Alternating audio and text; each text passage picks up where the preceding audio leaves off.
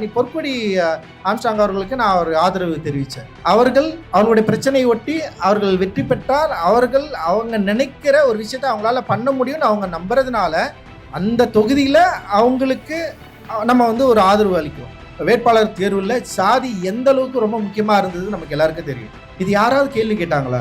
எப்படி சாதி அமைப்பு ஒரு சாதியை சேர்ந்தவரை வேட்பாளராக அங்கே நிறுத்துதோ அதே மாதிரி இங்கே சமூக நீதி பேசுகிற இல்லை முற்போக்கு சேர்ந்த அமைப்புகள் அதே சாதியை சேர்ந்த நபரை அங்கே வேட்பாளராக நிறுத்தும். ஒரு மெயின் ஸ்ட்ரீம் பாலிடிக்ஸில் இருக்கிற கட்சியிலே சேர்ந்த தனித்தொகுதி எம்எல்ஏக்கள் எம்பிக்கள் என்னைக்காவது நம்ம பிரச்சனை பற்றி பேசியிருக்காங்களா?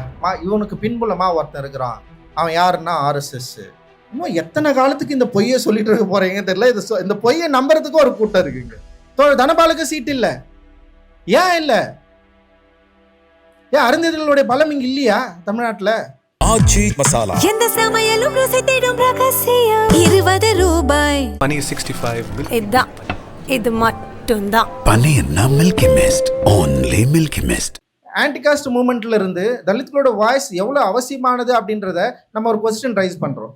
ஸோ அந்த கொஸ்டின் ரைஸ் பண்ணுறப்போ இப்போ தலித் வாய்ஸ் அப்படின்றது இங்கே என்னவா இருக்குன்னா, ஆன்டிகாஸ்ட் மூவ்மெண்ட்டுக்கு இருக்கிற ஒரு முற்போக்கு ஒரு பகுதி இருக்குல்ல, அந்த பகுதி இங்கே அழிஞ்சு போயிட்டு இங்கே என்ன வருதுன்னா அதை அழிச்சிட்டு தலித் அப்படின்றப்போ சாதியாக மாறுது. யாருக்கு சாதியாக மாறுதுன்னா, ஆன்டிகாஸ்ட் மூவ்மெண்ட்டில் இருக்கிறவங்க தலித் அப்படின்ற ஒரு எண்ணத்துக்குள்ளே ஒன்று கூடுறவங்கள என்ன சொல்கிறாங்கன்னா, அது ஒரு சாதி அமைப்பு, தலித்ன்றதே ஒரு சாதி சொல்லு, ஒரு தலித் மூவ்மெண்ட் அப்படின்றதே வந்து ஒரு சாதியை ஐக்கியமாக வராங்க. குறிப்பாக வந்து இப்போ கேரளாவில் வந்து தலித் தீவிரவாதிகள் அப்படின்னு சொல்கிற மாதிரி இப்போ தான் தோழர் பேசிட்டு இருந்தேன். தலித்துகளை பற்றி ரொம்ப சீரியஸாக ஒர்க் பண்ணுறவங்க அங்கே தலித் தீவிரவாதிகள். இங்கே வந்து என்னென்னா நீலசங்கி, அப்படி இல்லைன்னா வந்து தலித் சாதி வெறியர்கள். இப்போ ரீசெண்டாக இப்போ வந்து தொடர்ந்து வந்து வலைதளங்களை எழுதுறது என்னென்னா தலித் சாதி வெறியர்கள் அப்படின்னு சொல்லிட்டு தொடர்ந்து வந்து எழுதிட்டு இருக்காங்க. இந்த தலித் சாதி வெறியர்கள் எழுதுறவங்க யாருன்னு பார்த்தீங்கன்னா சோகால் முற்போக்காளர்கள். இவர்கள் தான் வந்து இந்த சமூகத்தில் இந்த சோசியலிசத்தை கடைப்பிடிக்க இல்லை சோசியலிசத்தை வந்து அதாவது கட்டி எழுப்பறதுக்காக போராடி கொண்டிருப்பவர்கள். இவர்கள் என்ன பண்றாங்கன்னா, இந்த அமைப்பை, இந்த ஒன்று கூடலை சாதியமா மாத்தி சாதி வெறியா மாத்தி இங்க முற்போக்கு எண்ணம் கொண்டவர்கள் கிட்ட தலித் வெறுப்பை, தலித் அசோசியேஷனை அந்த அசோசியேஷனை வந்து முதல்ல வந்து வெறுப்பா மாத்தி அவர்கள் சாதி வெறியர்கள் அப்படின்ற ஒரு கட்டமைப்பை கிரியேட் பண்றதை நீங்க சமீப காலங்களில் நீங்க வந்து பார்க்கலாம். சமீப கால எழுத்துக்களில் வந்து நீங்கள் வந்து பார்க்கலாம், சமீப கால விமர்சனங்களில் வந்து நீங்கள் வந்து பார்க்கலாம். அவங்க ரொம்ப மோசமான வார்த்தைகளை பயன்படுத்துகிறாங்க. ரொம்ப என்னன்னா, அவர்கள் இருக்கிற அமைப்புக்கு ரொம்ப சம்பந்தமே இல்லாத ஒரு ரொம்ப மோசமான வழக்கு சொல்களை, வார்த்தைகளை பயன்படுத்தி நம்மளை அட்டாக் பண்ணுறதை வந்து நீங்கள் வந்து பார்க்கலாம். இவர்கள் இப்படி தான், இவங்க வந்து ஒரு பொதுவில் வந்து ஒரு நன்மை நடக்குதுன்னா, பொதுவில் எல்லாரும் ஒரு ஒரு பாசிசத்தை எதிர்த்து நம்ம எல்லாம் சண்டை போடுறோம்னா, இவர்கள் தனியாக ஒரு விஷயத்தை கிரியேட் பண்ணி இதை வந்து உடைக்க பார்க்குறாங்க அப்படின்னு சொல்லிட்டு. அப்படி இல்லைல்ல இங்க. ஸோ அந்த உண்மையை முதல்ல நமக்கு எதிரில் இருக்கிறவங்க, அதாவது இங்கே முற்போக்கில் இருக்கிற கொஸ்டின் எழுப்புறாங்களோ அவங்க புரிஞ்சுக்கிறாங்களோ இல்லையோ, முதல்ல நம்ம புரிஞ்சுக்கணும்ல. இங்கே இருக்கிற தலித் ஆதரவு செயல்பாட்டாளர்கள் இல்லை தன்னை வந்து இந்த அங்கத்தோடு இணைத்து கொண்டவர்கள் முதல்ல தைரியமாக நம்ம இதை பேச வேண்டிய தேவை காலகட்டத்துக்கு நம்ம நகர்ந்துருக்கிறோம். இது முதல்ல வந்து சாதி உணர்வோ இல்லை வந்து அவர்கள் சொல்வது போல சாதி வெறியோ இல்லை இது ஒரு அடையாள அரசியலோ அப்படின்ற இடத்துக்கு முதல்ல நம்ம யோசனைக்குள்ளேயே நம்ம போகக்கூடாது. ரொம்ப தீவிரமா இது இந்த சமூகத்தை ஒழுங்குபடுத்துவதற்கான ஒரு இயக்கமாக, இந்த சமூகத்தை ஒழுங்குபடுத்துவதற்கான ஒரு கொள்கையாக திரள்கிற மக்களை பற்றிய ஒரு எண்ணத்தோடு நம்ம வந்து இருக்க வேண்டிய தேவை இருக்கு. முதல்ல நம்ம அதில் கவனமாக இருக்கணும். நம்ம கவனமாக இல்லைன்னா உங்களை ஈஸியாக இன்ஃப்ளூயன்ஸ் பண்ண முடியும். இன்னைக்கு கூட இப்போ நம்ம விமர்சிக்கிறவங்க நிறைய தலித் இளைஞர்களை பார்க்க முடியும், இளைஞர்களை பார்க்க முடியும். அவங்க வந்து ரொம்ப மேம்போக்கா, ரொம்ப என்ன சொல்றது, ரொம்ப சென்சிட்டிவா, ரொம்ப இயல்பா உணர்ச்சி வசப்பட்ட நிலையில இருந்து விமர்சிக்கிறத நம்மளால வந்து புரிஞ்சிக்க முடியுது, பார்க்க முடியுது. பட் ஆனால் நம்ம என்ன பண்ணிட்டு இருக்கோம், நமக்கான தேவை என்ன, நம்ம ஏன் இதை தொடர்ந்து பேசிக்கிட்டே இருக்கிறோம்? ஏன் வந்து தமிழ்நாடு இப்போ வெளியில் பார்க்குறப்ப தமிழ்நாடு மிக முற்போக்கான ஒரு மாநிலமாக இருக்கிற இடத்துல ஏன் நம்ம இதை தொடர்ந்து பேசணும்? உண்மையிலே இங்கே பிரச்சனை இல்லையா? இப்போ நான் பிரச்சனைன்றதுனால தான் நான் இங்கே வந்து நீங்கள் பேசிட்டு இருக்கேன். உங்களுக்கெல்லாம் எந்த பிரச்சனையுமே இல்லையா? எல்லா பகுதியிலையும், எல்லா கிராமங்கள்லையும், எல்லா தெருக்கள்லையும், எல்லா வேலை இடங்கள்லையும், எல்லா ஒர்க் ஸ்பேஸ்லையும் இருக்கிற பிரச்சனையினால அவதிப்பட்டவர்கள் நம்ம எல்லாரும் ஒன்றா கூடியிருக்கிறோம். அப்போ நம்ம ஒன்றா கூடியிருக்க கூடாதுல்ல? இங்கே தமிழகம் முற்போக்கான ஒரு மாநிலமாக இருந்திருந்தா, இவர்கள் பேசுகிற இந்த ஆன்டிகாஸ்ட் மூவ்மெண்ட்டை வெற்றி அடைந்த ஒரு மாநிலமாக இங்கே இருந்திருந்தா, ஒட்டுமொத்த மக்களும் இங்கே சாதி அடிப்படையில் பிளவு இல்லை, நம்ம எல்லாரும் வந்து அந்த பிரச்சனையிலிருந்து வெளியே வந்துட்டோம் அப்படின்ற ஒரு பிரச்சனை இங்கே வந்து முழுமையாக தீர்க்கப்பட்டிருந்தால் நம்ம ஏன் ஒன்று கூடணும்? நாம ஏன் தொடர்ந்து இதை பற்றி பேசிட்டு இருக்கணும்? நமக்கு ஏன் தனி அமைப்புகள் இருக்கணும், கட்சிகள் இருக்கணும், இயக்கங்கள் இருக்கணும்? இத்தனை ஆண்டுகள் இத்தனை ஆண்டுகள் இங்கே வந்து ஆன்டிகாஸ்ட் மூவ்மெண்ட் ரொம்ப ஸ்ட்ராங்காக வந்து இன்னைக்கு ஆட்சியை பிடித்து அதிகாரத்தை வந்ததுக்கு பிறகும் கூட கிட்டத்தட்ட 50 ஆண்டுகள் கழிந்த பின்பு கூட ஏன் புது புது தலித் இயக்கங்கள் உருவாக்குவதுன்னா நோக்கம் என்ன? என்ன காரணம் இருக்கு இங்க? ஏன் தலித் இளைஞர்கள் வந்து தலித் இன்னும் தொடர்ந்து இன்னும் தன்னுடைய பாடுகளை குறித்து எழுதி கொண்டே இருக்க வேண்டும்? ஏன் அவங்களுக்கு வந்து மற்றவங்க மாதிரி மற்ற ஆர்டிஸ்ட் மாதிரி ஏன் அவங்க ஒரு ஒரு என்ன சொல்றது, ஒரு பயங்கர தென்றல் வந்து தீண்டியது அப்படின்னு ஏன் அவங்களால எழுத முடியல? என்ன பிரச்சனை? இந்த பிரச்சனையை அவங்க எப்போ புரிஞ்சுக்க போறாங்க? இந்த பிரச்சனையுடைய ஒரு சீரியஸ்னஸை புரிஞ்சிக்காத ஒரு கூட்டம் அவங்க என்ன பண்றாங்கன்னா, தொடர்ந்து இங்க ஒரு பிரச்சனையே இல்லை, இது முன்னேறிய ஒரு மாநிலம், இங்க சாதி பிளவு கிடையாது, இங்க ஏற்கனவே அதை விட்டு நாங்க நகர்ந்து வந்துட்டோம், தலித்களுக்கு போதிய பிரதிநிதித்துவம் கொடுத்துட்டோம், தலித் தலைமை இங்க தேவையில்லை, அப்படி ஒரு அவசியமே இங்க கிடையாது. நீ வந்து பல பல இன்டர்பிரிட்டேஷன் கிரியேட் ஆயிடுச்சு, பல டிஸ்கஷன் கிரியேட் ஆயிடுச்சு. நீ உன் ஜாதியை சொல்லிக்கோ, உன் இனத்துக்கு நீ பெருமையானோனா நீ மாறு அப்படின்னு ஒரு குரூப் சொல்றான். இன்னொரு குரூப்பு இங்கே அப்படியெல்லாம் எதுவுமே கிடையாது, நம்ம எல்லாம் முற்போக்குன்னு சொல்லிட்டு எல்லாம் ஒன்றா சேர்ந்துட்டோம், நமக்குள்ள இந்த பிரிவினையே கிடையாது, இந்த பிரிவினை உருவாக்குறதுக்கு வெளியிலேருந்து ஒருத்தன் வரான்னு சொல்கிறான். எது உண்மை? உங்களுக்கு தெரியும்ல எது உண்மைன்னு. அப்போ அந்த உண்மையினால அதனால பாதிக்கப்பட்டவர்களாக நம்ம ஒன்று கூடி இருக்கிறோம், நம்ம தொடர்ந்து பேசுகிறோம். ஸோ இந்த பேசுறதுக்கான ஒரு வாய்ப்பு இல்லை, நம்ம வரலாற்றை இடம் மறிக்கிறோம்ல, இந்த இடம் மறிப்பதற்கான ஒரு ப்ரெஷர் தான் இன்னைக்கு ஒரு பெரிய விவாதமாக மாறிட்டு இருக்கு. கடந்த 10 ஆண்டுகளில் அது மிக முக்கியமான விவாதமாக மாறி இருக்கு. ஸோ இந்த இடத்துல நம்ம என்ன பண்ணோம் அப்படின்றது தான் ரொம்ப ரொம்ப அவசியம். ஸோ இங்கே என்ன நடக்குதுன்னா, இப்போ ஆன்டிகாஸ்ட் மூவ்மெண்ட்ல நம்ம இருக்கிறோமா இல்லையா? ஆனால் தலித் எதிர்ப்பு, தலித் ஆதரவு அப்படின்ற இடத்துல ஆன்டிகாஸ்ட் மூவ்மெண்ட்டோடைய வேலை என்ன? கொஸ்டின் அப்படின்னு அது ஒரு பயங்கரமான கொஸ்டின் மார்க். அப்போ தலித் ஆதரவு மனநிலைக்குள்ள ஆன்டிகாஸ்ட் மூவ்மெண்ட்ல இருக்கிறவங்க வந்து நிற்கிறாங்களா இல்லையா? ஏன் நிற்கிறது இல்லை? அப்போ நீ தலித்துன்னு சொல்லாத, சொல்றதுனால உன் கூட வந்து நிற்க மாட்டேன்னு சொல்றது என்ன ஒரு ஒரு மோசமான சூழல் இல்லையா, மோசமான நிலை இல்லையா அது? ஸோ அதை தான் நம்ம வந்து கொஸ்டின் பண்றோம். ஸோ நம்ம என்ன பண்றோம், நீலம் பண்பாட்டு மையத்தோட நோக்கம் என்னன்னா, தொடர்ந்து முன் கட்டி எழுப்பப்பட்ட நம்ம பெயர் இல்லாத நம்முடைய சொல் வழக்கோ இல்லை இலக்கியமோ கதாபாத்திரங்களோ இல்லை வரலாறோ இல்லை ஓவியங்களோ இல்லை புகைப்படங்களோ இல்லை மனிதர்களோ இல்லாத ஒரு ஊர் இருக்குல்ல, ஒரு கிராமம்னு ஒன்று இருக்கு. என்னைக்காவது கிராமத்துல வந்து தலித் பகுதியை சேர்த்திருக்காங்களா? எல்லா ஊர்லயும் கிராமம் கிராமம் கிராமம் எழுதுவாங்க. அப்ப அந்த கிராமத்துக்குள்ள நான் ஏன் இல்லைன்ற கேள்வியை யார் கேட்டதுன்னா நம்ம தான் கேட்டோம் ஃபர்ஸ்ட் டைம், வேற யாருமே கேட்கலையே. அப்ப இன்னைக்கு வரைக்கும் அதை எதிர்த்து நம்ம தானே பேசிட்டு இருக்கிறோம். அப்ப எத்தனை முற்போக்குவாதிகள் கிராமத்துக்குள்ள இருந்திருப்பாங்க, ஏன் அவங்க இதை சேர்க்க ட்ரை பண்ணல? அப்ப என்னன்னா, முற்போக்குவாதிகளுக்கு இல்ல இங்க இருக்கிற பார்ப்பனியவாதிகளுக்கு என்ன இங்க சிக்கல்னா, பார்ப்பனியவாதிகள் நேரடியா என்னை கிராமத்தை விட்டு வெளியேறுன்னு சொல்றான். முற்போக்குவாதிகள் நீ கிராமத்தை விட்டு வெளியே இருந்தாலும் நான் பார்ப்பனியத்தை எதிர்க்கிறப்ப என் கூட சேர்ந்து நில்லு, ஆனா என் சித்தப்பா என் பெரியப்பா உன்னை அடிக்கிறப்போ என்னால வந்து அங்க நிக்க முடியாது, நான் மௌனமா தான் இருப்பேன், அதனால நீ என்னை வந்து குற்றவாளியா பார்க்காத, அதனால நம்ம வந்து நம்முடைய தோழமையை சந்தேகிக்காத, நான் திரும்ப ஆன்டிகாஸ்ட்ல நான் வந்து பார்ப்பனியத்தை எதிர்க்கிறப்ப நீ திரும்பி என் கூட வரணும். தொடர்ந்து இதை தான் நமக்கு வந்து கிளாஸ் எடுத்துக்கிட்டே இருக்காங்க. ஸோ இந்த கிளாஸுக்கு எதிராக தான் நம்ம உருவாகிறோம், நல்லா புரிஞ்சுக்கணும். ஸோ இந்த இடத்துல நமக்கு பல அறிவுரைகள் சொல்லப்படுது. பல அறிவுரைகள் என்னன்னா, கம்யூனிஸ்ட் தோழர்கள் சில பேர் வந்து நீங்கள் வர்க்க ரீதியாக திரளணும் அப்படின்னு ஒரு அறிவுரை நமக்கு வந்து சொல்லப்படுது. நீங்கள் வந்து முதலாளித்துவத்தை எதிர்க்கணும். இங்கே எதுவுமே உருவாகலை, முதல்ல தலித் முதலாளித்துவமே இங்கே இல்லை, கேபிட்டலிசத்தே உருவாகலை, அது என்னன்னு கூட பார்க்கல எவனுமே. அதுக்குள்ளே நீ வந்து நீ அது நான் போவேன் முதல்ல அந்த ஊரை விட்டு காலனி விட்டு நான் வெளியே வரல. நான் அதுக்குள்ள நீ என்னை வந்து பிரேக் பண்ற, நீ வந்து யார் கூட நிக்கிற, என்ன பண்ற, நீ இப்படி புரியல. முதலாளித்துவம் இங்க யார் கையில இருக்கு? இந்திய சாதி இந்துக்கள் கிட்ட இருக்கு, பார்ப்பன பணியா கூட்டத்துக்கிட்ட இருக்கு. நீ அதை எப்போ பிரேக் பண்ணிருக்கிற? இத்தனை ஆண்டு காலத்துல அது எப்போ உடைச்சிருக்கிறோம்? அப்ப எதுல இருந்து வெளியே வந்திருக்கிறோம்? அப்போ அப்படி இல்லவே இல்லை. உடனே நம்ம கிட்ட வந்து தலித் முதலாளித்துவத்தை நம்ம வந்து எதிர்க்கணும், இன்னும் முதலாளியாவே எவனுமே ஆகலையே. அப்ப அதை பத்தின டிஸ்கஷன் நம்ம பண்ண வேண்டிய தேவை இருக்குல்ல. ஸோ அது ஒன்று இருக்குது. அதுக்கப்புறம் என்னென்னா வந்து நீங்கள் வந்து தலித்துக்களை வந்து நீங்கள் ரொம்ப வந்து ஒரு அடையாளம் அப்படின்ற ஒரு குறிப்பிட்டு ஒரு அடைமொழியோட நீங்கள் வந்து ஒரு சாதி உணர்வோடு ஒரு வர்க்க அரசியலை வந்து உருவாக்க நீங்கள் ட்ரை பண்ணுறீங்க. எனக்கு புரியல. ஒரு வர்க்கமாக ஒன்று திரள்றதும், ஒரு வர்க்கம் என்பது இன்னொரு, அதாவது ஒரு அடக்கிற வர்க்கத்துக்கு எதிராக ஒரு உழைக்கிற வர்க்கம் திரள்றது எந்த அளவுக்கு முக்கியமோ, அடக்கிற சாதிக்கு எதிராக அடங்கி இருக்கிற சாதி ஒன்று திரள்றதும் ரொம்ப ரொம்ப அவசியமானதுன்னு நான் சொல்றேன்.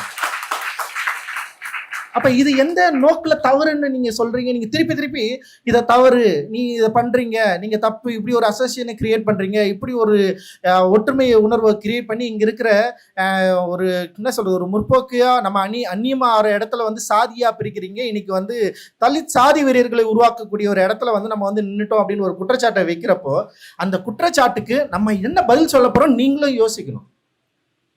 புரியுதா? இப்போ நம்ம இப்படி பேசுறதுனால கம்யூனிஸ்ட் தோழர்களுக்கும் நமக்கும் வந்து சண்டைலாம் கிடையாது. நான் இப்போ நம்ம என்ன பண்ணோம்னா அவங்க கிட்ட பேசணும், டிஸ்கஸ் பண்ணோம், உரையாடணும். நீங்கள் வாங்க நம்ம பேசலாம், நம்ம டிஸ்கஸ் பண்ணலான்னு கேளுங்க. ஏன் வந்து இன்னும் இப்படியே நம்ம இருக்கிறோம் அப்படின்ற ஒரு டிஸ்கஷனை உருவாக்குறதுக்கான முயற்சி தான் அது. ஸோ இங்கேருந்து தான் நம்ம இன்னொரு இடத்துக்கும் நம்ம வந்து போகிறோம். அங்கே என்னென்னா இதே தான், நீங்கள் வந்து திருப்பி திருப்பி உடனே பேசிகிட்டே இருக்கிறீங்க, ஜாதி ஜாதி ஜாதி ஜாதின்னு. அது தவிர இங்கே எங்கே பிரச்சனையுமே இல்லையா அப்படின்னு கேட்குறப்போ நம்ம அவங்க கிட்ட கேட்க வேண்டியது, நீ என்னைக்காவது ஜாதியை பற்றி பேசியிருக்கிறியா? என்னைக்காவது இந்த ஜாதி பிரச்சனையை பற்றி பேசியிருக்கிறியா? இந்த ஜாதினால பாதிக்கப்பட்ட இத்தனை ஆண்டு காலம் இவ்வளவு முடிஞ்சதுக்கப்புறம் இவ்வளோ பேர் இங்கே வந்து கூடியிருக்கிறோம், இங்கே இருக்கிற யங்ஸ்டர்ஸ் இருக்கிறோம், இவ்வளவு ஒரு மாடர்ன் இந்தியாவில், இவ்வளவு முற்போக்கான ஒரு மாநிலத்தில், இன்னும் வந்து கவின் கொல்லப்பட்டிருக்கிற மாதிரியான ஒரு இடத்துல, இன்னும் வந்து சாதி ரீதியான வேட்பாளர்களை நிறுத்துகிற ஒரு இடத்துல, மிக மோசமாக தலித்துக்களை வந்து விமர்சிக்கிற இல்லை வந்து நடத்துகிற ஒரு கல்ச்சராக இன்னும் தொடர்ந்து இருக்கிற ஒரு தமிழ்நாட்டில் நான் ஏன் அதை பற்றி பேசக்கூடாது? நீ என்னைக்காவது அதை ஒழிச்சிட்டு இல்லை அது சுத்தமாக நிர்மூலமாக்கிட்டு என்கிட்ட வந்து நீ அதை பேசாத, இதனால் நீ வந்து பயனடைஞ்சிட்டு இருக்கிற, நீ இதை வச்சு பொழைச்சிட்டு இருக்கிற அப்படின்னு சொன்னால் நான் வந்து ஓரளவுக்கு வந்து காது கொடுத்து கேட்கலாம். இப்படி எதுவுமே நடக்காத இடத்துல திருப்பி திருப்பி நீ என்கிட்ட வந்து இதை பற்றி நீ ஏன் பேசிட்டு இருக்கிறேன்னா, நான் பேசுறது உண்மையிலேயே யாருக்கு பிரச்சனையா இருக்குன்னா 2 பேருக்கு பிரச்சனையா இருக்கு. ஒன்று வந்து இது மாநிலம் முற்போக்குன்னு சொல்றவங்களுக்கு பிரச்சனையா இருக்கு, இன்னொன்று பார்ப்பன பணியா கூட்டத்துக்கு பிரச்சனையா இருக்கு. 2 பேருக்கும், அதாவது பார்ப்பனியத்துக்கு பிரச்சனையா இருக்கு அண்ட் முற்போக்கு பேசுறவங்களுக்கும் பிரச்சனை இருக்கு. முற்போக்கு பேசுறவங்களுக்கு என்ன பிரச்சனையா இருக்குன்னா, இது ஒரு முற்போக்கு மாநிலம், நாங்கள் சாதியை கடந்து விட்டோம், இங்கே சாதியா நாங்கள் வந்து இல்லை, இங்கே ஒரு ஆன்டிகாஸ்ட் மூவ்மெண்ட்டாக நாங்கள் உருவாகி ஒட்டுமொத்தமாக அழிச்சிட்டு இன்னைக்கு வந்து நாங்கள் அந்த அரசியல் மூலமாக பயன்பெற்றலாம் மாறிட்டோம், இந்த அரசியல் தலித்துகளும் பிரதிநிதித்துவம் நாங்கள் கொடுத்துட்டோம், நீங்கள் அதை நம்பணும், நம்பலைன்னா நீங்கள் ஒரு சாதி வெறியர்கள் அப்படின்னு சொல்ற இடத்துல நம்ம எந்த வெறியராக இருக்கணும் நம்ம தான் முடிவு பண்ணணும். ஓகே, இப்போ இதுதான் நமக்கு ஒரு மிகப்பெரிய சவாலா இருக்கு. இந்த சவால் ஏன் உருவாச்சு? ஏன் இவ்வளவு வெறுப்பு? ஒரு சாதி, உண்மையிலேயே சாதி வெறியர்கள் மேல உங்களுக்கு வெறுப்பு இருக்கலாம். நீங்க உண்மையிலேயே சாதி மூலமாக மூலதனம் அடைந்தவர்கள். இப்போ எனக்கு சாதி வந்து மூலதனமே கிடையாது, நல்லா புரிஞ்சுக்கணும். இப்போ நான் வந்து ஒரு என்னுடைய சாதியை வைத்து, என்னோட சாதி பெயரை வைத்து நான் பெருமையாக போட்டுக்க முடியாது, இல்லை அந்த சாதி பெயரை வைத்து ஒரு வேலையை என்னால் வாங்க முடியாது. அப்படி இன்றைக்குமே வந்து சாதியினால் பாதிக்கப்பட்ட நிறைய இளைஞர்களை குறிப்பாக சினிமா துறையில் நம்ம பார்க்குறோம், அண்ட் வந்து நிறைய ஒர்க் ஸ்பேஸில் பார்க்குறோம், அண்ட் நிறைய டிஸ்கஷனில் நம்மளால் மீட் பண்ண முடியுது. குறிப்பாக கல்லூரி வளாகங்களில் நடக்கிற பேராசிரியர்களுடைய அந்த சாதி ரீதியான ஒடுக்குமுறைகளை இன்னும் தொடர்ந்துகிட்டே இருக்குது. அது இங்கே இருக்கிற யங்ஸ்டர்ஸே நம்மளால் ஒத்துக்க முடியும். ஸோ இப்படி இருக்கிறப்போ நம்ம வந்து இதை எதிர்த்து கேள்வி கேட்குறோம். இந்த கேள்வியை அவங்களால சரியாக புரிந்து கொண்டு இதை ரிப்ளை பண்ணவே முடியல. ஸோ ரிப்ளை முடியல அப்படின்னோடனே இது என்ன அவங்களுக்கு வந்து என்ன நடக்குதுன்னா, இப்படி ஒரு கேள்வி கேட்ட உடனே அவங்களால இந்த பதிலை சொல்ல முடியாததுனால முதல்ல நம்மளை வந்து ஒரு குற்றவாளியாக மாற்றுறது. ஒரு ஒழுங்குக்குள்ளே இவங்க இல்லை, இவங்க இந்த கேள்வியை கேட்குறாங்க, இவங்க இந்த மாதிரியான இப்படி பேசுறது மூலமாக இவனுக்கு பின்புலமாக ஒருத்தன் இருக்கிறான், அவன் யாருன்னா RSS. இன்னும் எத்தனை காலத்துக்கு இந்த பொய்யை சொல்லிட்டு இருக்க போறீங்கன்னு தெரியல. இந்த பொய்யை நம்புறதுக்கு ஒரு கூட்டம் இருக்குங்க. இதுதான் ரொம்ப மோசமானது. அவங்ககிட்ட சொன்னாலே ஒன்று அடிச்சிருவான் போயிட்டு அப்படின்னு சொல்லிட்டு இந்த பொய்யை இன்னும் எத்தனை காலம் சொல்லி உங்களுக்கு எதிராக வருகிற விமர்சனங்களை நீங்கள் புறந்தள்ள போகிறீர்கள். இதுதான் ரொம்ப ரொம்ப முக்கியமானது. ஒரு விமர்சனம் அப்படின்றது ரொம்ப தர்க்க ரீதியான விமர்சனம். இது ரொம்ப ஏதோ போற போக்கில் ஒரு விமர்சனத்தை வைக்கல, வரலாற்றின் ரீதியா தலித்துகளுக்கு என்ன நிகழ்ந்தது, என்ன இல்லை, அந்த ஸ்பேஸை இட்டு நிற்பதற்கான ஒரு குரூப் இங்கே வந்திருக்கு, அவங்க வேலை செஞ்சுட்டு இருக்காங்க, அந்த வேலையின் மூலமாக ஒரு அழுத்தம் ப்ரெஷர் உருவாகுது, அந்த ப்ரெஷர் உங்களை கேள்வி கேட்குது. இதுவரைக்கும் வரலாற்றில் எனக்கான இடத்தை நீ தரல, அதனால நான் அதை உருவாக்குறேன். அப்படி உருவாக்குறப்போ எனக்கு நீ என்ன கேட்குறேன்னா, நீ எதை பொருட்டு இது வந்து உருவாக்குற, உனக்கு இப்படி ஒரு அவசியமே இல்லையே, அப்போ இந்த அவசியத்தை யார் உனக்கு வந்து உணர்த்தியது, அப்போ இந்த அவசியத்தை உனக்கு நீ வந்து இந்த வேலை செய்யறியான்னா அப்போ உனக்கு பின்னாடி இருந்து எவனோ ஒருத்தன் வந்து இங்கே இருக்கிற ஒரு முற்போக்கு தன்மையை உடைக்கிறதுக்கு, இங்கே இருக்கிற தன்மைக்குள்ள ஒரு கழகத்தை உருவாக்குவதற்கு உனக்கு எவனோ ஃபன் பண்ணுறான், இல்லை எவனோ உன்னை புஷ் பண்ணுறான், எவனோ இதை கேள்வி கேட்க வைக்கிறான். அப்போ அவன் என்ன டிசைட் பண்ணுறான்னா, தலித்துகளுக்கு சுய அறிவே கிடையாதுன்னு டிசைட் பண்ணுறான். நீங்களாம் உங்களுக்கெல்லாம் சுய அறிவே கிடையாதா? சுய அறிவு இல்லாமல் தான் இங்கே வந்திருக்கிறீங்களா? அப்போ தலித்துகள் சுய அறிவு அற்றவர்கள். தலித் தலைமைகளுக்கும் சுய அறிவு கிடையாது. அப்போ அவன் சொந்தமாக முடிவே எடுக்க முடியாது. தலித்தில் ஒரு முடிவு எடுக்க முடியும். பொது சமூகத்தில் போய் பொது மைய நீரோட்டத்தில் தலித்துடைய முடிவு அப்படி என்பது அவனுடைய சுய சம்பந்தமான தன்னுடைய சமூகம் சம்பந்தமான ஒரு முடிவே இங்கே கிடையாது. அந்த முடிவு யாருன்னா யாரோ ஒருத்த வந்து சொல்லி நான் ஒரு முடிவு எடுக்கணும். அப்போ இங்கே முற்போக்கு இயக்கங்கள் இருக்கிற முடிவுகள்லாம் யார் சொல்லி எடுக்கிறது? அப்போ அவங்களுக்கு மட்டும்தான் சுய அறிவு, சுய சிந்தனை, அவங்களுக்கு தான் வந்து இந்த பொது சமூகத்தை வந்து பார்ப்பனியத்திலிருந்து விலக்கி வைக்கிறதுக்கான ஒரு அறிவு அவங்களுக்கு தான் இருக்கா, மற்றவங்களுக்கு இல்லையா அப்படின்ற கேள்வி கேட்குறப்போ திருப்பி திருப்பி ஒரு குற்றச்சாட்டை முன் வைக்கிறது. நீ இவன், நீ அவன், அதுவும் பொய்யான குற்றச்சாட்டு. அந்த பொய்யான குற்றச்சாட்டுக்கு பல இன்டலெக்சுவல் வந்து அப்படியே ரைட்டப் எழுதுவாங்க, பக்கம் பக்கமாக எழுதுவாங்க. ரொம்ப கவலையாக இருக்கும். இவர்கள்கிட்ட இருந்து இந்த தமிழகத்தை எப்படி காப்பாற்றுறது, இதுதான் ரொம்ப முக்கியமானது. இவர்கள் ஒரு அப்ஸ்ட்ராக்டான ஒரு எண்ணத்தை உருவாக்கி வைத்திருக்கிறார்கள். ரொம்ப அப்ஸ்ட்ராக்டான எண்ணம் அது. அந்த அப்ஸ்ட்ராக்ட் எண்ணம் என்ன தெரியுமா? பயங்கர முற்போக்கு, நாம பயங்கர இன்டெலெக்சுவல், ரொம்ப அறிவு ஜீவித்தனத்தில் சிறந்த ஒரு மாநிலம், ஆன்டிகாஸ்டில் மிக சிறந்த மாநிலம். ரொம்ப அப்ஸ்ட்ராக்டான ஒரு எண்ணத்தை உருவாக்கி வச்சுட்டு அந்த அப்ஸ்ட்ராக்டான எண்ணத்துக்கு தன்னுடைய அறிவை பயன்படுத்தி அப்புறம் வன்மத்தைக்கு தொடர்ந்து ஒரு பொய்யான ஒரு மாயை உருவாக்கி அந்த மாயை நம்புகிற நிறைய மக்களை, நிறைய இளைஞர்களை உருவாக்கி வச்சிருக்காங்க. அதுதான் ரொம்ப கவலையானது. வலைதளங்களை மட்டும்தான் ஃபைட் பண்ணிருப்பாங்க, நீங்கள் போய் பார்த்தீங்கன்னா. பட் கிரவுண்ட் லெவலில் என்ன இருக்குன்னா ஜாதியாக இருக்குது. கிரவுண்ட் லெவல்லையும் வலைதளம்லையும் பயங்கர ஜாதியாக தான் இருக்குன்னு வச்சிங்களா. நம்ம திட்டுறப்பயே நமக்கு வந்து தெரிஞ்சிடும், இவனுக்கெல்லாம் நான் அப்பயே தெரிஞ்சோம் இவன் யாருன்னு, இவெல்லாம் ஒன்று அப்படி அவன் பேசுகிற மொழியிலே நம்மளால் ஈஸியாக புரிஞ்சிட முடியும் அவன் எவ்வளோ பெரிய ஜாதி வெறிய, எவ்வளவு மோசமாக நம்மளை வந்து விமர்சிக்கிறான் அப்படின்னு சொல்லிட்டு. ஸோ இவன் எங்கே, ஆனால் அடிப்படையில் கிராமங்களில் இல்லை வந்து நீங்கள் போனீங்களா, களங்களில் போனீங்களா என்னவா இருக்குன்னா இன்னும் இந்த சாதி பிரிவினைவாதம், சாதி விலக்கு அப்படின்றது ரொம்ப ரொம்ப அப்படியே இயல்பாக இருக்குது. அந்த இயல்பை கேள்வி கேட்குற, அந்த இயல்பை உடைக்கிற, அந்த இயல்பை அந்த உடைச்சி போடுற வேலை நடக்குதுன்னா இங்கே வேலை நடக்கலை. இன்னைக்கு எலெக்ஷன் வந்துருச்சு. எலெக்ஷன் வந்தப்போ பல விஷயங்கள் நடந்திருக்கு, உங்களுக்கே தெரியும். நிறைய டிஸ்கஷன் நடந்தது, பல விவாதங்கள் நடக்குது. வேட்பாளர் தேர்வில் சாதி எந்த அளவுக்கு ரொம்ப முக்கியமாக இருந்தது நமக்கு எல்லாருக்கும் தெரியும். இது யாராவது கேள்வி கேட்டாங்களா? இது இப்படி நீங்கள் கேள்வி கேட்டீங்கன்னு வச்சிங்களேன், அது ஒரு இன்டெலெக்சுவல் மூவ் ஆக்சுவலி. இப்போ ஒரு சாதிய அமைப்பு ஒரு வேட்பாளரை ஒரு இடத்துல நிறுத்துதுன்னு வச்சிங்களேன். இப்போ சமூக நீதி அமைப்பு இல்லை இங்கே இருக்கிற முற்போக்கு அமைப்பு ஒரு வேட்பாளரை அங்கே நிறுத்தும் எதிராக. அந்த வேட்பாளர் யாருன்னா, எப்படி சாதி அமைப்பு ஒரு சாதியை சேர்ந்தவரை வேட்பாளராக அங்கே நிறுத்துதோ அதே மாதிரி இங்கே சமூக நீதி பேசுகிற இல்லை முற்போக்கு சேர்ந்த அமைப்புகள் அதே சாதியை சேர்ந்த நபரை அங்கே வேட்பாளராக நிறுத்தும். காரணம் என்னன்னா, சாதி ஓட்டு அந்த பக்கம் போயிடக்கூடாதான். அப்போ ஓட்டு போறவனுடைய மனநிலை என்ன? எதை குறித்து அவன் ஓட்டு போடுறான்? அவன் முற்போக்கான ஒரு வேட்பாளர்னு சொல்லி ஓட்டு போடுறானா, இல்ல தன்னுடைய சாதியை சேர்ந்தவன் அப்படின்னு சொல்லிட்டு அவனுக்கு ஓட்டு போடுறானா?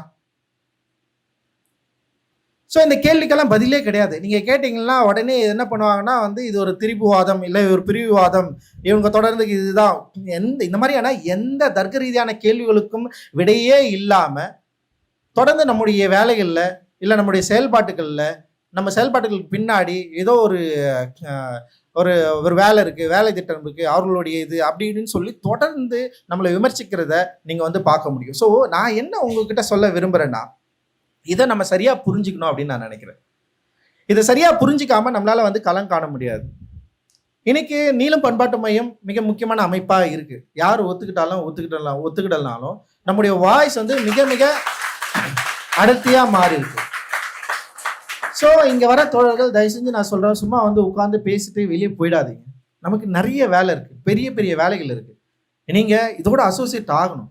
இதை கேட்டுட்டு இருக்கிற தோழர்கள் கூட நான் நிறைய பேருக்கு சொல்லிக்கிறேன், நீங்க உள்ள வரணும், அமைப்புக்குள்ள வரணும், பேசணும், டிஸ்கஸ் பண்ணி இது பெரிய விஷயமா மாற்றணும். ஏன்னா இன்னைக்கு தலித்தோட அடர்த்தி அப்படின்னு ரொம்ப ரொம்ப அவசியம். அது வாய்ஸ் ரொம்ப ரொம்ப அவசியம். நம்முடைய வாய்ஸ்க்கு ஒரு பவர் இருக்கு. பவர் இல்லாமலாம் நம்மளை பார்த்து பயப்படல. நல்லா முதல்ல புரிஞ்சுக்கணும், தமிழ்நாட்டில் கிட்டத்தட்ட 1/4 தலித் ஓட்டு இருக்கு, தலித் வாக்கு இருக்கு. இந்த வாக்குடைய பலத்தை நம்ம சரியா புரிஞ்சுக்கிட்டோம்னா நம்முடைய தலைவர்களும் சரி நாமளும் சரி இங்க இருக்கிற விமர்சனங்களெல்லாம் அடிச்சு தூக்கி போட்டு நம்ம ப்ரெஷர் குரூப்பா நம்மளால டெஃபினட்டா மாற முடியும். அதை நான் தொடர்ந்து பேசிட்டே இருக்கேன். இது எல்லா வகையிலும் நடக்கும். நாட் ஒன்லி அரசியல் சூழல், ஆக்டிவிசம் சூழல்ல இது நடக்கும், அண்ட் வியாபார சூழல்ல இது நடக்கும். எல்லா சூழலையும் இதை நம்மளால வந்து வென்று காட்ட முடியும். ஆனா நம்ம இன்னைக்கு வரைக்கும் நம்முடைய பலத்தை அறியாதவர்களாக இருக்கிறோம்.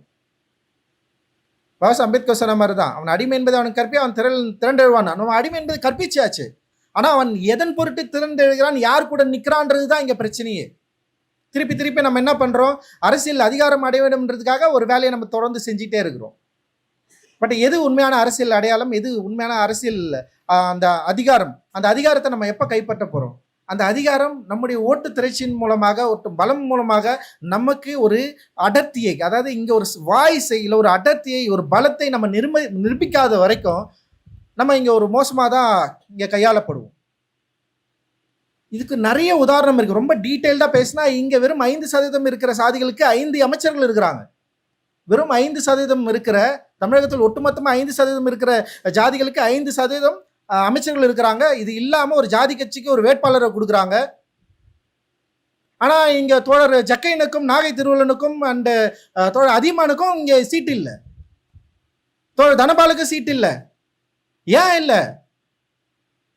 ஏன் அருந்ததிகளுடைய பலம் இங்க இல்லையா தமிழ்நாட்டில்? இத்தனை ஆண்டுகளும் தோழர் ஜக்கையன் வந்து டிஸ்கஷன் போறாரு, போறப்போ ஒரு மெசேஜ் அனுப்புறாரு, தோழர் நான் உள்ள போறேன் தோழர், எனக்கு வந்து சீட்டு கிடைச்சிரும், நீங்க எல்லாம் எங்களுக்கு ஆதரிக்கணும்னு சொல்லிட்டு. நான் சொல்றேன், மனமோ வந்து தோழர் போங்க, நிச்சயமாக வெற்றியோட திரும்பி வாங்க நான் சொல்லி அனுப்புறேன். பட் ஏன் அந்த தோழருக்கு வந்து தொடர்ந்து அவர் வந்து நீங்க பாத்தீங்கன்னா அருந்ததிகள் பிரச்சனைகள்ல தொடர்ந்து போராடி கொண்டிருக்கிற மிக முக்கியமான ஒரு தலைவரா தோழர் ஜக்கையனை நான் வந்து பாக்குறேன். ஏன் அவருக்கு வாய்ப்பு அளிக்கல? அவர் குறிப்பா அவர் ரொம்ப இணக்கமா தானே இருக்காரு திமுகவுக்கு. ஏன் இல்லை? ஏன்னா நம்முடைய பலத்தை நாம் நிரூபிக்கவே இல்லை. நம்ம பலத்தை நிரூபிக்காதனால 44 தொகுதிகளிலும் அவர்கள் விரும்புகிற வேட்பாளர்களை நிறுத்திக் கொள்கிறார்கள்.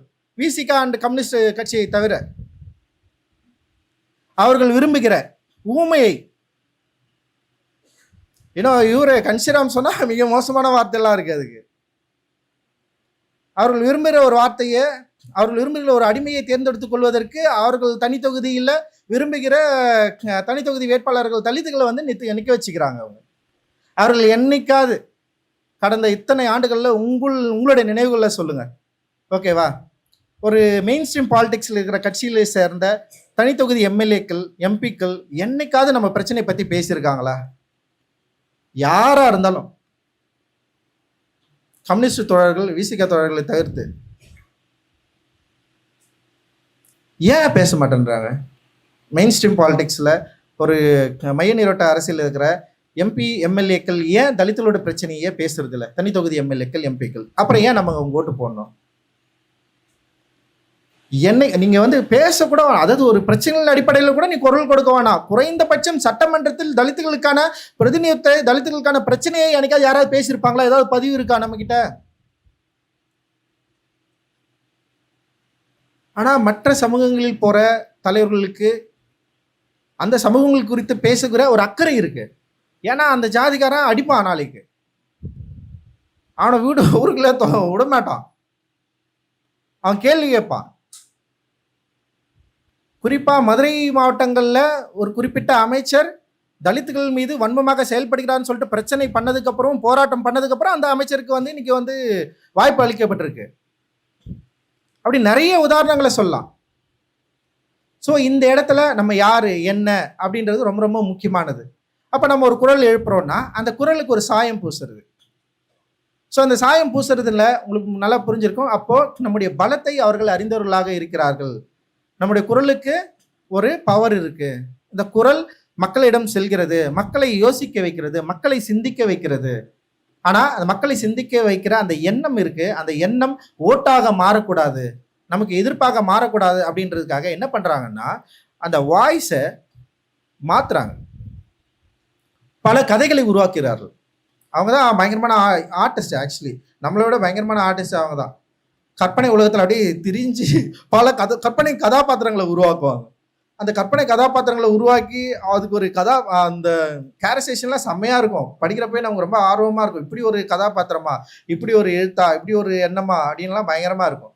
ஸோ இவ்வளவு வந்து உருவாக்கி அந்த அந்த குரலுக்கு ஒரு ஒரு ஒரு மதிப்பீட்டை உருவாக்கி அந்த மதிப்பீட்டை நம்முடைய மக்கள்கிட்டயே பரப்பி இவர்கள் இந்த சித்தாந்தத்தை உங்களிடம் ஈஸியாக எதிர் சித்தாந்தத்தை உங்களிடம் ஈஸியாக நுழைத்து விடுவார்கள், ஆனால் அவங்க நம்பாதீங்க அப்படின்ற ஒரு முன் அபிமானத்தை உருவாக்க திட்டமிட்டு வேலை செய்கிறாங்க. ஸோ இந்த இடத்துல என்ன நடக்குது அப்படின்னா, இப்போ சமீபத்தில் அன்னி பொற்கொடி ஆம்ஸ்ட்ராங் அவர்களுக்கு நான் ஒரு ஆதரவு தெரிவித்தேன். இந்த ஆதரவை ஒட்டி வலைதளங்களில் பயங்கரமான டிஸ்கஷன் நடந்தது. ஆதரவுக்கு அதாவது என்ன, நேரடி விவாதம் ஒன்று இருந்தது, மறைமுக விவாதம் ஒன்று இருந்தது. மறைமுக விவாதத்தை நான் சொல்ல விரும்பல. ஓகே, அது வந்து ரொம்ப இன்ட்ரெஸ்டிங்கான விவாதம். அது சொன்னோன்னு வச்சிங்களேன், இப்படியெல்லாம் இப்படி திட்டுறவங்க இப்படியெல்லாம் என்கிட்ட பேசினாங்களான்னு ஒன்று இருக்கும். சரி, அது நம்ம வந்து தவிர்த்திடுவோம். இப்போ அவர்களுக்கு நான் சொன்ன ஆதரவு அப்படின்றது வந்து எதன் அடிப்படையில் அப்படின்றது நம்மளால் ஈஸியாக புரிஞ்சிக்க முடியும். ஒரு தலித்துக்கு இயல்பாக அது புரிஞ்சிக்கக்கூடிய ஒரு யோசனை இருக்கும், எண்ணம் இருக்கும். நம்ம எதன் அடிப்படையில் அதை வந்து நம்ம சொல்கிறோன்னு சொல்லிட்டு, குறிப்பாக அன்னி பொற்கொடி அவர்களுக்கு அவர்களுடைய பிரச்சனையை ஒட்டி அவர்கள் வெற்றி பெற்றால் அவங்க நினைக்கிற ஒரு விஷயத்தை அவங்களால பண்ண முடியும்னு அவங்க நம்புறதுனால அந்த தொகுதியில் அவங்களுக்கு நம்ம வந்து ஒரு ஆதரவு அளிக்கிறோம். இது என்ன பண்ணுறாங்க அப்படின்னா, உடனே ஓகே இந்த ஆதரவு உண்மையிலேயே தலித் மக்கள் கிட்ட வந்து வேற மாதிரி போய் சென்றடையும், ரீச் ஆகும், உடனே இங்கே வந்து எதிர்மறையான வாக்குகள் இந்த கூட்டணிக்கு உருவாகிறதுக்கான வாய்ப்பு இருக்குது அப்படின்ற ஒரு எண்ணமா அப்படின்னுலாம் தெரியல. இல்லை இந்த வாய்ஸுக்கான ஒரு அடர்த்தி இருக்கா இல்லை அப்படின்னும் புரியல. ஆனால் இவங்க என்ன பண்ணுறாங்கன்னா உடனே என்னென்னவோ பேசுகிறாங்கன்னு வச்சிங்களேன். எனக்கு அப்போ தான் புரிஞ்சுது, உண்மையிலே அப்போ நம்ம குரலுக்கு ஏதோ ஒரு பவர் இருக்குடா அப்படின்னு நான் அது வரைக்கும் எனக்கு வந்து சுத்தமாக புரியல. ஓகே, எனக்கு தோன்றதை நான் வந்து பேசுகிறேன். பட் ஆனால் அரசியல் தளங்களில் இப்போ நம்முடைய வாய்ஸ் ரைஸ் பண்ணுறது இல்லை வந்து ஒருத்தருக்கு சப்போர்ட் பண்ணுறது அப்படின்றது இவ்வளோ முக்கியமானதாக மாறுது அப்படின்றப்ப நான் ரொம்ப கவனமாக பார்த்தேன். அந்த கவனத்தில் உண்மையிலேயே சில தோழர்கள், என் மேலே சில அக்கறை உள்ள தோழர்களுடைய அக்கறையான பதிவுகளை நான் புரிஞ்சுக்கிறேன், அக்கறையான எண்ணங்களை நான் வந்து புரிஞ்சுக்கிறேன். நிச்சயமாக அந்த தோழர்களுக்கு சொல்ல எந்த காலத்திலும் எந்த நேரத்திலும் பாஸ் அம்பேத்கருடைய கொள்கைக்கு எதிரான ஒரு ஆளாக நான் இருக்க மாட்டேன். நீங்கள் எப்போனாலும் கேள்வி கேட்கலாம். இந்த பாசிசத்துக்கு இந்த இந்துத்துவத்துக்கு என்னுடைய வாழ்நாள் முழுவதும் நான் ஒரு எதிரியாக தான் இருப்பேன். அது எந்த விதமான மாற்று கருத்துமே கிடையாது. அதை நான் உங்களுக்கு சொல்கிறேன். ஏன் நான் உங்களுக்கு சொல்கிறேன்னா, சில தோழர்கள் வந்து ரொம்ப கவலைப்பட்டாங்க. இல்லை தோழர், இது இப்படி புரிஞ்சுக்கிறாங்க, இப்படி பேசுகிறாங்க, இப்படி பண்ணுறாங்க, இதனால் பாதிக்கப்பட்டவன் நான் முதல்ல நல்லா புரிஞ்சுக்கணும். இந்த 10 ஆண்டுகளில் எனக்கு நான் ஒரு சித்தாந்தத்தை தேர்ந்தெடுத்ததுனால இருமுனை பாதிப்புகளை நான் அடைஞ்சிருக்கிறேன். போன எலெக்ஷனில் நான் வெளிப்படையாக நான் அறிவித்தேன், நான் யார் முதல்வர் ஆகணும்னு சொல்லிட்டு. ஓகேவா, நான் இப்போ அதுக்கப்புறம் வந்து அந்த திமுக ஆட்சிக்கு வந்த பிறகு நான் பல விவாதங்களில் பல இடங்களில் தலித்துகளுக்கு எதிராக நடக்கிற பிரச்சனைகள் ஒட்டி என்ன கேள்வி எழுப்பினார்கள், என்ன அந்த பிரச்சனையை எப்படி ஹேண்டில் பண்ணாங்கன்றது ஒட்டி நான் பல விமர்சனங்களை முன் வச்சிருக்கிறேன். அந்த விமர்சனங்களுக்கு எனக்கு என்ன பதில் கிடைச்சதுன்னு எனக்கு மட்டும் தான் தெரியும். அதனால் என்ன பாதிப்பு அடைஞ்சேன்னு எனக்கு தெரியும். இதே மாதிரி நேரடியாக பிஜேபியை எதிர்த்து, இந்துத்துவத்தை எதிர்த்து, அந்த சித்தாந்தத்தை எதிர்த்து தொடர்ந்து விமர்சித்து எழுதி நிறைய வேலைகளை பண்ணதில் எவ்வளவு பாதிக்கப்பட்டேன்னு எனக்கு மட்டும் தான் தெரியும்.